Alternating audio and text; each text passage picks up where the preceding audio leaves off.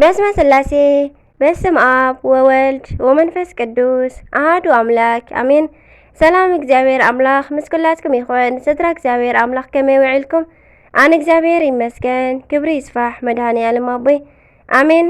ስንክሳር ዘወርሃ መስከረም ዕለት 5 ናይ ዕለቱ ዝንበብ ዝጽለ ስንክሳር ድሰምዕ ዘንብብ ፍቕሪ ጎይታ ኣብ ልቡ ይዕንብብ ሓለዋን ጸሎትን ናይ ቅዱሳን ድማ ይረክብ።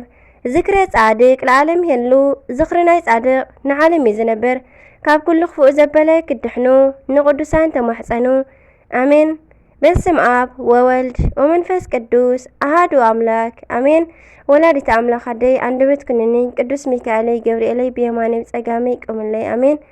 ቅድስቲ ሃጊያ ሶፊያ 5 መስከረም በዛ መዓልቲ እዚኣ ቅድስቲ ሶፊያ ምስ ክልተ ኣዋልድ ደቃ አክሶስናን በርናባን ሰማዕት ኮነት። እዛ ቅድስቲ ድማ ኣቐዲማ ኣረማዊት ነበረት።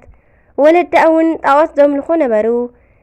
ብድሕሪ እዚ ግን ኣስተውዒላ ብልባ ሓተተት እሞ መርመረት እውን ናይ ወለዳ ጣዖት ከንቶ ምዃኑ ድማ ተረድአት። ብድሕሪ እዚ ናብ ኤጲስቆጶስ ሃገረ ሞኖፌ ከይዳ ክብርን ምስጋናን ብዝግብኦ ብኢየሱስ ክርስቶስ ኣምላኽና ተኣመነት። ንዓኣን ንደቃን ንኸጥምቐን እውን ሓተተቶ። ትምህርቲ ሃይማኖትን ሕጊ ቤተ ክርስቲያንን ምሂሩ ድማ ብስም ኣብን ወልድን መንፈስ ቅዱስን ኣጥመቐን። ብድሕሪ እዚ ድማ ደቂ እታ ዓዲ ናብ መኮንን ከላድያኖስ ክርስቲያናዊት ከም ዝኾነትን ንጣዖታት ምስጋድ እውን ከም ዝሓደገትን ከም ዝኣበየትን ነጊሮም ነገረ ውዲት ሰርሑላ።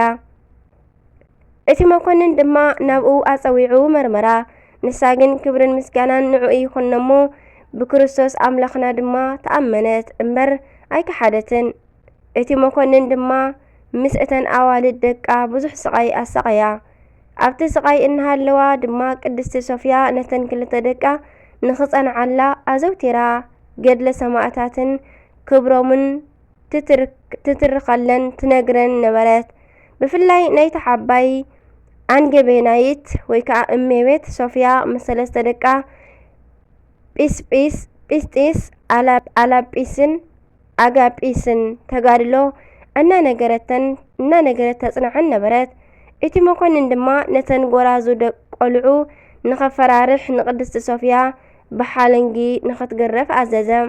ግርፋት ተኣዚዝዋ ኣዲአን ጥርሓ ምስ ተገርፈት መልኣክ ወሪዱ ከለላ። ደቃ ድማ ነዚ ብምርኣየን ደስ በለን።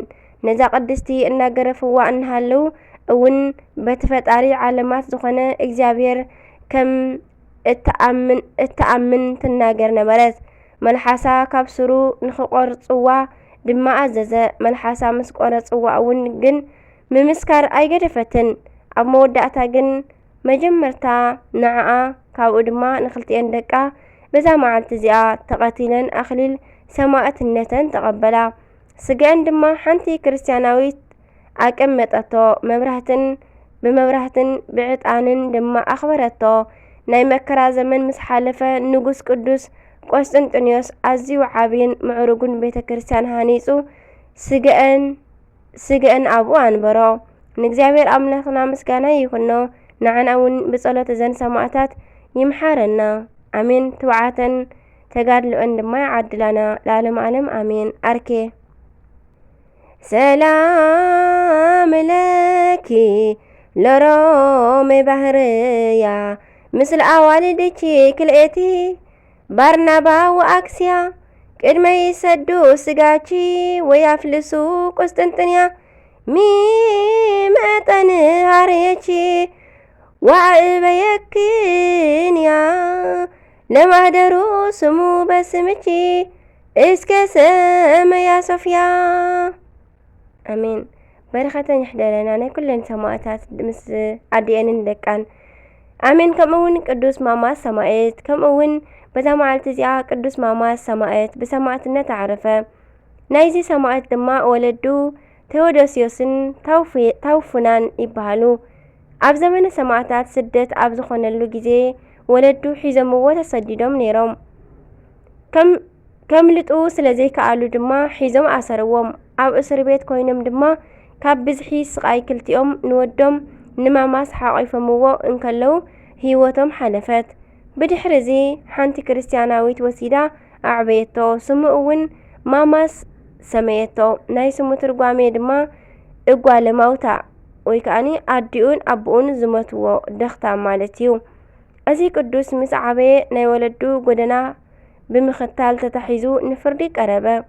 ክብርን ምስጋናን ብዝግብኦ ብቅዱስ ክርስቶስ ኣምላኽና ኣይክሕድን ብምባሉ ብዙሕ ስቃይ ኣሕሊፉ በዛ መዓልቲ እዚኣ ሰማዕት ኮነ። ንእግዚኣብሔር ኣምላኽና ምስጋና ይኹን። ንዓና እውን ብጸሎት እዚ ሰማዕት እዚ ይምሓረና። በረኸቱን ምሳናት እምበር ንዘለዓለም ዓለም ኣሜን። ኣርኪያ ድማ ከምዚ ይብል ሰላም እብል ለማማስ ሙቱር በአሲፍተ መንገን በሊሃተ ወበመንኩራኩር ዝንቱ መዋኢ ሶበ ጸልየ በደብር ተውህበለቱ እምሰማይ በትር በበዘቢጠቱ አውፅአ ማየ ምድር ሰላም ለቴዎዶስዮስ ሙሉአ ጥበብ ወልቦና ውስተ ቤተ መቁህ ዘሞተ ተአይኖ ወባዝግና ወለብእሲቱ ሰላም እንተ ተሰመይ ታውፍና ዛረፈት ድረ ምታ እንዘ ታጽፎ በጽህና ውስተ ቤተ መቁህ ለማማስ ህፃና አሜን። ንእግዚአብሔር አምላክ ምስክላትና በረከት ረድኤትና ይኩላቶም ሰማዕታት ምስክላትና ይኹን። ንእግዚአብሔር አምላክና ምስጋና ይኹን ነው። አሜን። በዘም ኩሎም ጸሎት ቅዱሳና በረከቶም ይሕደረና ንዘለዓለም ዓለም አሜን።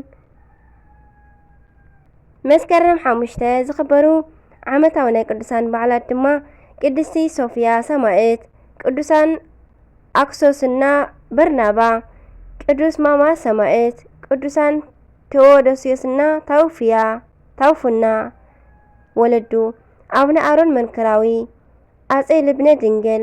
ወርሓዊ በዓላት ድማ ቅዱስ ጴጥሮስ ሊቀ ሐዋርያት፣ ቅዱስ ጳውሎስ ብርሃነ ዓለም፣ አቡነ ገብረ መንፈስ ቅዱስ፣ ቅዱስ ዮሐኒ ኢትዮጵያዊ፣ ቅዱስ አሞኒ ዘናሒሶ፣ ቅድስቲ አውጋንያ ሰማዕት ጻድቅ እዮም። አሜን። በረከቶም ይሕደረና ናይ ኩሎም ብጸሎቶም ይደግፉና ብተጋድልኦም ድማ የበርትዑና አሜን።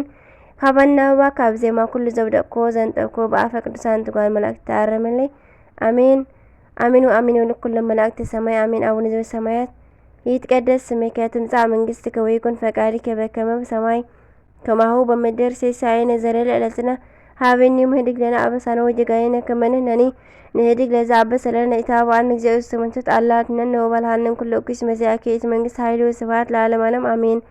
በሰላም ቅዱስ ገብርኤል መልአክ እግዝእትየ ማርያም ሰላም ለኪ ድንግል በህሊናኪ ወድንግል በስጋኪ እመ እግዚአብሔር ጸባኦት ሰላም ለኪ ብሩክቲ አንቲ እምአንስት ወብሩክ ፍሬ ከርሥኪ ተፈሥሒ ፍሥሕት ኦ ማርያም ምልዕተ ጸጋ ምልዕተ ውዳሴ ምልዕተ ሞገስ ምልዕተ ክብሪ እግዚአብሔር ምስለኪ ሰአሊ ወጸልይ ምህረተ በእንቲአነ ምህረተ ኩሉ ዓለም ምህረተ ምድረ አጋዚት ሀበ ፍቅር ወልድኪ ኢየሱስ ክርስቶስ ከመ ይስረይ ለነ ኃጣውኢነ ተማኅፀነ መክራንቺ አሜን ወአሜን። ወለኩሎም መላእክተ ሰማይ ወስብሐት ለእግዚአብሔር ወለወላዲቱ ድንግል ወለመስቀሉ ክቡር አሜን አሜን። ለይኩን